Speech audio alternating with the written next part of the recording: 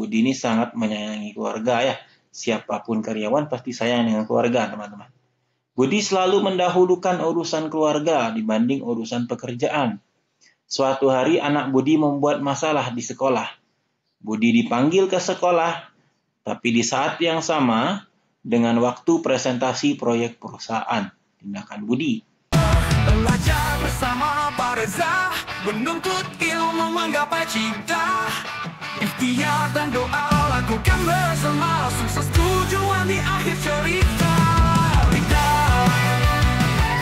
Apa saja yang perlu teman-teman persiapkan sebelum menghadapi tes P3K 2024?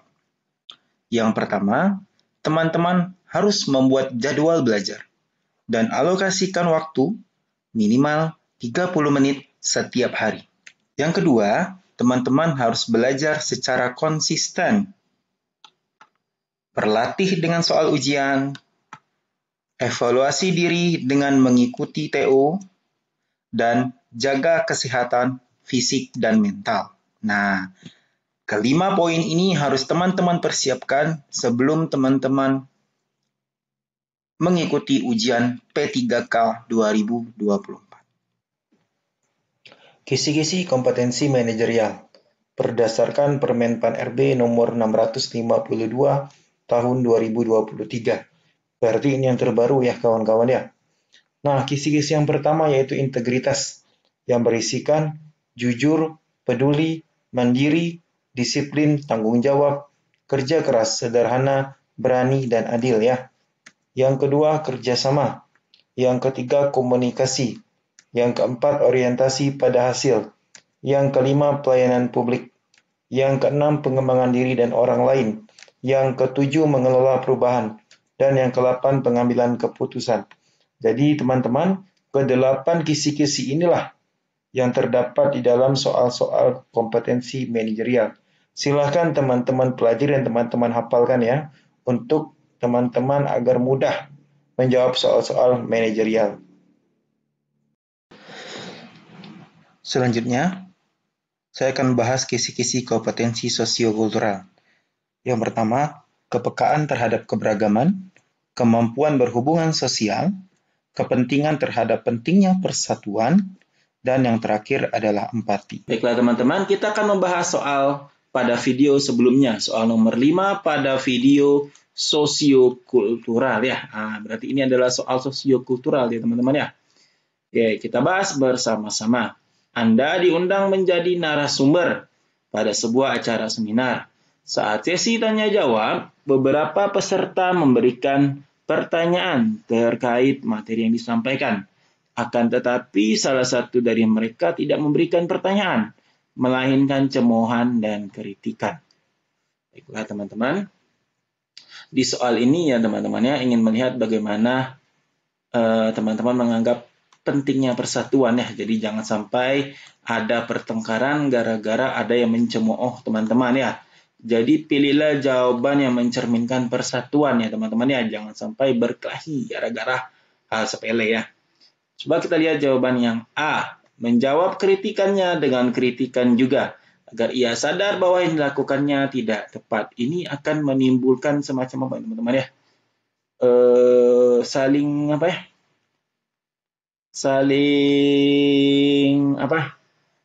benci nanti teman-teman ya. Jadi yang A ini menjadi kurang tepat teman-teman ya. Sekarang kita lihat yang B. Membiarkannya memberikan kritikan dan cemoohan agar perasaannya lega. Oke, kita tahan dulu ya teman-teman ya. Kita bandingkan dengan yang C. Tidak dapat memaksa siapa saja untuk menyukai saya. Ini hanya pendapat ya teman-teman ya. Nah, berarti ini kurang tepat ya. Sekarang kita bandingkan dengan yang D.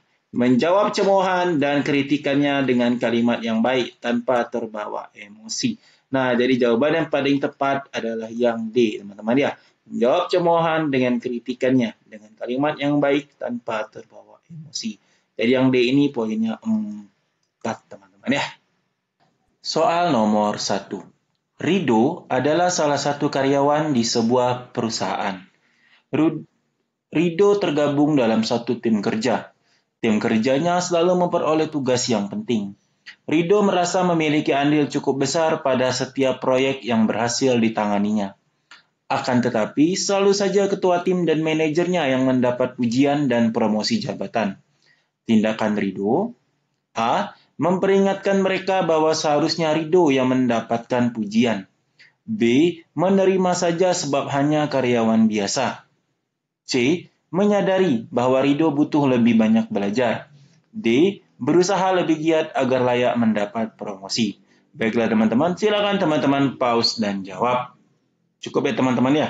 Kita bahas soal ini bersama-sama.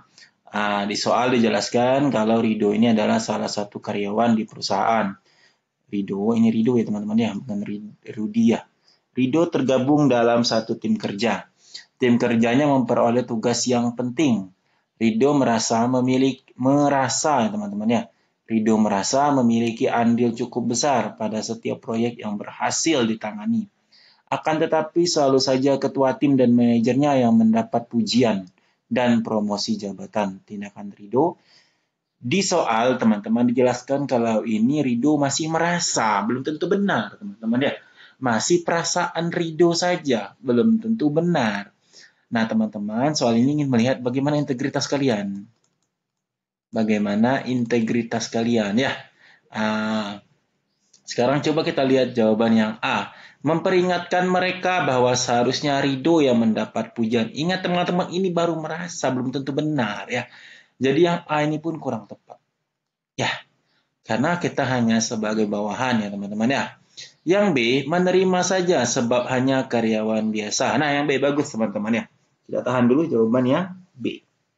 C. Menyadari bahwa Rido butuh lebih banyak belajar. Nah bagus teman-teman. Kalau kita mau dipromosikan jabatan, harus mendapat pujian, kita harus lebih banyak belajar lagi ya. Jadi dibanding yang B lebih tepat yang C ya teman-teman ya. Jadi yang B menjadi kurang tepat. Nah kita lihat yang D. D berusaha lebih giat agar layak mendapat promosi. Nah, bagus nih teman-teman yang D ya. Dibanding yang C lebih tepat yang D teman-teman ya. Jawaban yang punya nilai tertinggi adalah D teman-teman. Berusaha lebih giat agar layak mendapat promosi. Nah, soal ini juga ingin melihat bagaimana cara teman-teman mengembangkan diri ya. Bagaimana cara teman-teman mengembangkan diri. Nah, selain integritas, soal ini juga ingin melihat bagaimana cara teman-teman mengembangkan diri ya. Nah, jadi poin 4 ada di D, poin 3 ada di C, poin 2 ada di B, dan poin 1 ada di A dalam soal ini teman-teman. Soal nomor 2. Anda adalah karyawan di sebuah perusahaan. Pada awalnya, perusahaan Anda memiliki profit lebih banyak dibandingkan perusahaan lawannya. Akan tetapi sebulan terakhir keadaan berbalik. Pimpinan ingin setiap karyawan bekerja lebih giat dibanding sebelumnya. Rincian pekerjaan dan target-target dibuat semakin tinggi. Tindakan Anda sebaiknya: A. Saya mengusulkan agar pimpinan menambah karyawan yang kompeten dibanding menyuruh karyawan lama kerja Rudi. B. Saya menganjurkan pimpinan mencari ide marketing yang lebih baik agar omset meningkat. C. Saya meminta pimpinan melakukan evaluasi. D. Saya mengajak karyawan lain mengikuti arahan atasan. Baiklah teman-teman, silakan teman-teman pause dan jawab. Cukup ya teman-teman ya, kita bahas soal ini bersama-sama. Di soal dijelaskan kalau Anda adalah karyawan di sebuah perusahaan. Pada awalnya perusahaan Anda punya profit lebih banyak ya dibanding perusahaan lawan. Akan tetapi sebulan terakhir keadaan berbalik ya teman-teman. Nah, pimpinan ingin setiap karyawan bekerja lebih giat dibanding sebelumnya. Rincian pekerjaan dan target-target dibuat semakin tinggi. Tindakan Anda. Nah, teman-teman, soal ini ingin melihat bagaimana tanggung jawab teman-teman. Nah, ini masuk dalam integritas ya. Bagaimana integritas teman-teman terhadap tugas yang diberikan. Jadi, pilihlah opsi jawaban yang menggambarkan kalau Anda itu menerima. Ya, menerima walaupun tinggi targetnya, teman-teman harus terima. Coba kita lihat jawaban yang A. Saya mengusulkan agar pimpinan menambah karyawan yang kompeten dibanding menyuruh karyawan lama kerja Rodi. Ini berarti menolak secara halus ya teman-teman ya. Jadi yang A ini kurang tepat teman-teman. Coba kita lihat jawaban yang B. Saya menganjurkan pimpinan mencari ide marketing yang lebih baik agar omset meningkat. Oke, kita tahan dulu teman-teman ya. Yang B kita tahan dulu. Kita bandingkan dengan yang C. Saya meminta pimpinan melakukan evaluasi. Nah, ini lebih bagus teman-teman. Dengan evaluasi bisa tahu apa yang salah sehingga omset menurun ya. Jadi dibanding yang B, yang C lebih tepat teman-teman. Sekarang yang C kita bandingkan dengan yang D. Saya mengajak karyawan lain mengikuti arahan atasan. Nah, ini bertanggung jawab dengan tugasnya dan juga mengajak karyawan lain untuk bertanggung jawab dengan tugasnya ya. Jadi dibanding yang C, yang D ini lebih tepat teman-teman ya. Jawaban yang paling tepat dalam soal ini adalah D. Saya mengajak karyawan lain mengikuti arahan atasan teman-teman ya.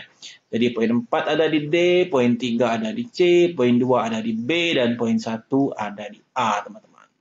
Soal nomor 3. Budi sangat menyayangi keluarganya. Budi selalu mendahulukan urusan keluarga dibandingkan urusan pekerjaan. Suatu hari anak Budi membuat masalah di sekolahnya. Budi dipanggil ke sekolah di saat yang sama dengan waktu presentasi proyek perusahaan. Tindakan Budi sebaiknya A. Mengutus seseorang untuk presentasi proyek. B. Saya mengutus seseorang untuk ke sekolah. C. Saya mengerjakan keduanya sekaligus dengan sigap. D. Saya akan mengurus salah satunya nanti. Baiklah teman-teman, silakan teman-teman pause dan jawab. Cukup ya teman-teman ya, kita bahas soal ini bersama-sama. Di soal dijelaskan kalau Budi ini sangat menyayangi keluarga ya. Siapapun karyawan pasti sayang dengan keluarga teman-teman. Budi selalu mendahulukan urusan keluarga dibanding urusan pekerjaan. Suatu hari anak Budi membuat masalah di sekolah. Budi dipanggil ke sekolah, tapi di saat yang sama dengan waktu presentasi proyek perusahaan. Tindakan Budi. Ingat teman-teman, di soal ini ingin melihat bagaimana integritas teman-teman ya, bagaimana pertanggungjawaban teman-teman terhadap pekerjaan. Dalam bekerja teman-teman, ingat dahulukan pekerjaan. Dahulukan pekerjaan. Dahulukan dulu pekerjaan teman-teman ya. Kalau bisa dilakukan Kalau bisa dilakukan bersama-sama bagus ya teman-teman ya. Dahulukan pekerjaan yang penting. Nah, kita lihat mana yang lebih penting. Di sini yang lebih penting pekerjaan teman-teman ya. Jadi pilihlah jawaban kalian memilih pekerjaan. Ya. Berarti tetap presentasi ya. Yang A, saya mengutus seseorang untuk presentasi proyek. Kurang tepat ya teman-teman ya. Karena presentasi sudah dimulai teman-teman. Jadi yang A menjadi kurang tepat. Kita eliminasi. Yang B, saya mengutus seseorang untuk ke sekolah. Nah, bagus teman-teman ya. Untuk sementara utus perwakilan ke sekolah. Ya. Jadi yang B ini kita tahan dulu. Kita lihat yang C. C, saya mengerjakan keduanya sekaligus dengan sigap. Oh, tidak bisa teman-teman ya. Karena waktunya berbarengan. Jadi yang C ini menjadi kurang tepat. Nanti takutnya salah satu ataupun keduanya menjadi tidak selesai. D, saya akan mengurus salah satunya nanti. Yang diurus itu apa? Nah, kita tidak tahu ya teman-teman ya. Apakah yang diurus itu anaknya ataukah pekerjaannya? Jadi yang paling tepat itu adalah jawaban B. Saya mengutus seseorang untuk ke sekolah ya. Jadi poin 4 ada di B, kemudian poin 3 ada di A, poin 2 ada di C, poin 1 ada di D, teman-teman ya. Soal nomor 4. Anda adalah ketua tim pada proyek perusahaan. Suatu ketika ada 2 orang ya. Ini ada 2 orang anggota tim Anda berseteru terkait pengambilan keputusan akhir proyek yang sedang dikerjakan bersama. Keadaan semakin memanas saat mereka diminta untuk melakukan presentasi proyek setelah 1 jam kemudian. Tindakan Anda sebagai ketua tim adalah A. Menyarankan mereka untuk berunding dengan kepala dingin. B. Membantu memberikan arahan agar mereka mendapatkan solusi terbaik. C. Menengahi mereka agar tidak terjadi perseteruan yang lebih serius, bahkan sampai pada tindak kekerasan. D. Meminta mereka untuk berbaikan sebelum mengambil keputusan lebih lanjut. Baiklah teman-teman, silakan teman-teman pause dan jawab. Cukup ya teman-teman ya, kita bahas soal ini bersama-sama. Di soal dijelaskan kalau Anda adalah ketua tim pada proyek perusahaan. Suatu ketika ada 2 anggota tim Anda berseteru, teman-teman ya, terkait pengambilan keputusan. Nah, keadaan semakin memanas saat mereka diminta untuk melakukan presentasi setelah 1 jam kemudian. Nah, berarti ini baru mau presentasi. Ya, perseteruan itu makin memanas. Tindakan Anda sebagai ketua tim. Teman-teman, soal ini melihat bagaimana cara Anda bekerja sama. Kerjasama. Ya, pilihlah jawaban teman-teman yang mengedepankan kerjasama, teman-teman ya. Tidak memihak salah satu pun. Coba kita lihat jawaban yang A. Menyarankan mereka untuk berunding dengan kepala dingin. Bagus teman-teman ya. Kita tahan dulu jawaban yang A. B. Membantu memberikan arahan agar mereka mendapatkan solusi terbaik. Nah, bagus teman-teman. Dibanding yang A lebih bagus yang B ya. Yang A kita eliminasi. B kita bandingkan dengan yang C, teman-teman. Menengahi mereka agar tidak terjadi perseteruan yang lebih serius, bahkan sampai pada tindak kekerasan.